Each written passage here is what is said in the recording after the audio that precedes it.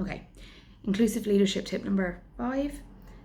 So being nice isn't inclusive. Let's just start there. Being nice doesn't necessarily include different points of view. It just creates a kind of political correctness in the conversation. And there's lots of research behind that about why that isn't so helpful. So being nice or being kinder isn't actually inclusive leadership. It's just a particular way of managing people or dealing with people.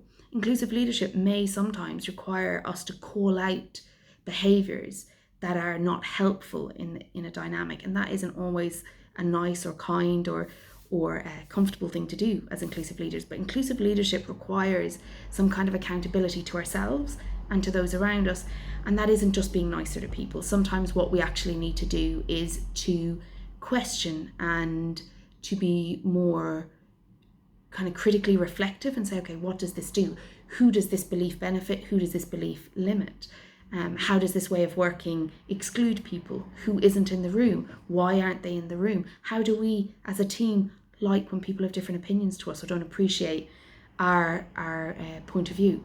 And so inclusive leadership is beyond being nice and kind and buying someone coffee or inviting them to a meeting. It's actually, how do we make room for contributions that are different to our own to be heard as equal and valuable?